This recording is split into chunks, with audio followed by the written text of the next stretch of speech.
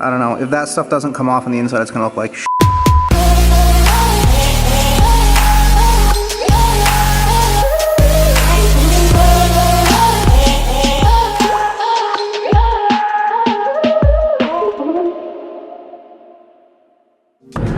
What's going on, guys? Welcome back to an episode of the Evo Build. Today, our main priority is going to be trying to fix our wheels. I have some Enkei RPF1's.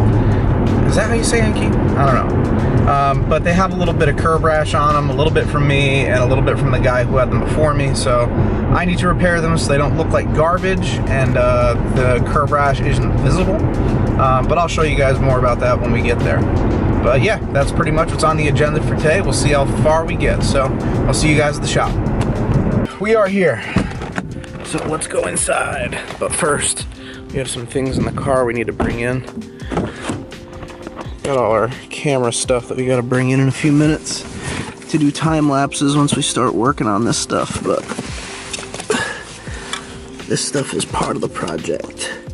So we're going to bring it in. Trusty Plastidip. Okay.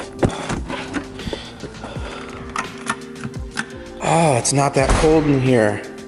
Yes. Working on cars in the winter is like, it kind of stinks a little bit because it's always cold unless you have like proper heat in whatever shop you're in, but this one does not. It's like a pretty big area and I use this little heater to heat the entire thing. So not ideal, but it works and it's not that cold today. So I'm gonna get the heater going.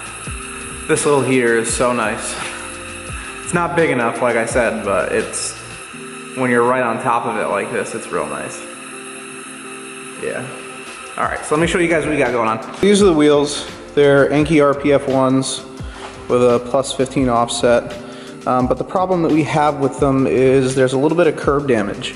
On the sides here, you can see that there's like a little bit of paint missing. I wouldn't even consider it curbage really on these two rims. These ones just have like paint missing on the lip. But this one right here does have some damage. Now that's a lot of damage! We're gonna have to hit this with a cutoff wheel and kind of try to grind that as smooth as possible. It's not gonna be perfect for sure. There's always gonna be a little dip in this wheel. So I'll probably end up having to replace it. But the plan is for this year, I already had the tires put on, so I can't have these powder coated now.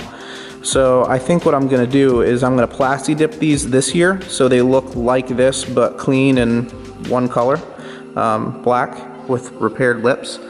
And then next year when I get new tires for this car and I dismount these rims and order one new rim to replace that, I'll have them actually powder coated. So that's kind of the plan. So this year they're gonna be Plastidiped. Hopefully they'll look pretty decent. I'm sure they will. They're already just like kind of a semi-black finish, which is the kind of Plastidip that I have.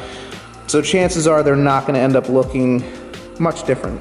They'll probably end up looking better from what you're looking at because they'll be clean inside the barrels and stuff. So yep, that's the plan with that. That's the main goal for today. And yeah, it shouldn't take too long because there's not that much damage, but it is going to take me a little while. So we're going to set up a time lapse and get working on those rims. Let's get to it.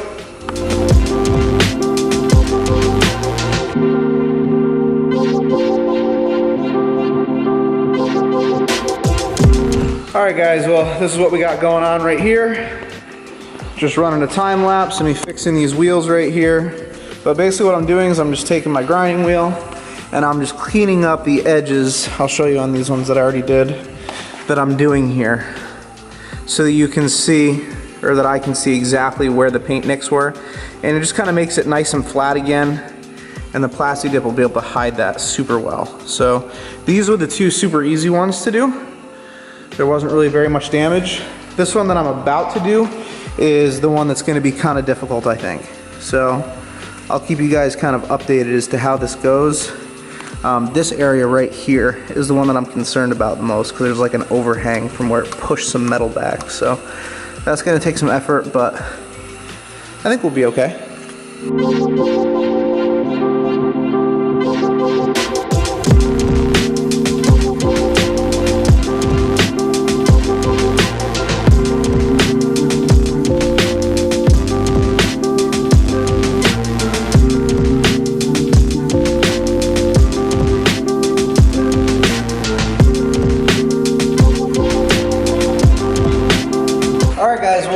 came out okay. The part that I was worried about is for the most part gone. However, because it kind of like dug into the lip of the rim right here, you can kind of tell that there's a dip, which sucks. This is the rim that I was saying I was gonna have to replace. And it's not as bad as I thought it was gonna be, but it's not really great either. So I guess we'll just let it go, and maybe next year we'll order up a new one. But for this season, it'll be just fine. It's definitely not unsafe or anything like that. So all of our rims are prepped. Well, not prepped, but ground so that our curb rash is gone and we can paint over it. So now what I'm gonna do is I'm gonna go find some note cards somewhere.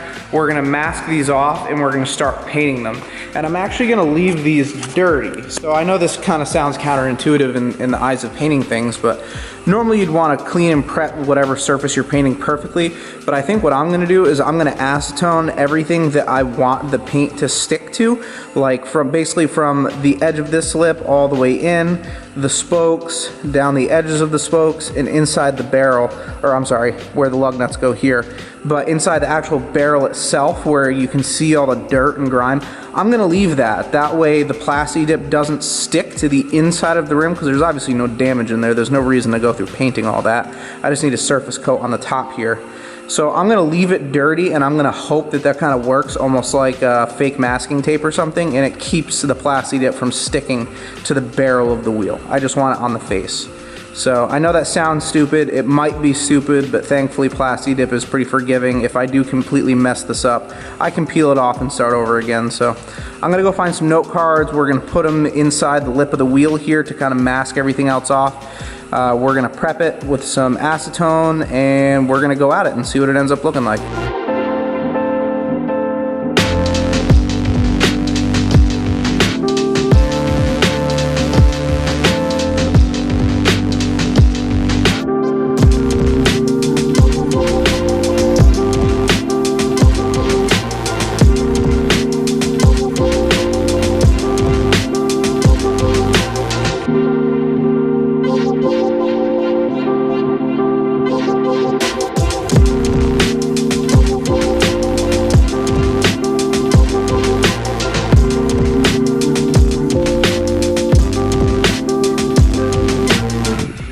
Alright guys, so we got everything cleaned, all the edges that were messed up ground down, and the first 2 coats of Plastidip on these things. It is kind of cold in here, and the Plastidip was coming out of the can a little bit cold, so it's going on with a ton of orange peel, and then over the course of like probably 5 to 10 minutes, it starts to smooth itself out and look normal again. But yeah, this is kind of a, I'm not going to say a great technique and like toot my own horn or anything, but if you have rims that are curbed and you want to repair them, but you don't want to spend tons of money having someone else powder coat them or grind them down for you, a good solution is just to take a rotary tool, grind down the edges so that they're nice and flat and almost indistinguishable from the rest of the rim, or the lip of the rim, and then either have them powder coated by somebody. That would be the proper way to do it, or if you're on a budget like me, you can Plastidip it, and then when you have the money to powder coat it later down the road, you can just peel the Plastidip off. It'll keep everything from rusting or corroding, and then you can have them done properly. So that's kind of where we're at with these, and hopefully they look good for the season, because these are going to have to stay Plastidip at least until this time next year, when I plan on taking these rims off again, replacing the tires with probably some R888s, and powder coating these the proper color. So yeah, anyways, that's what it is, guys. I hope you liked this video. If you did, make sure you throw it a thumbs up. If you love import cars and what we're doing here with the Evo or with the Skyline, make sure you subscribe to the channel, and if you really like watching me mess my stuff up, make sure you hit that little bell next to the subscribe button so you're notified of every time I upload a video and completely botch up my car again. See you guys next time.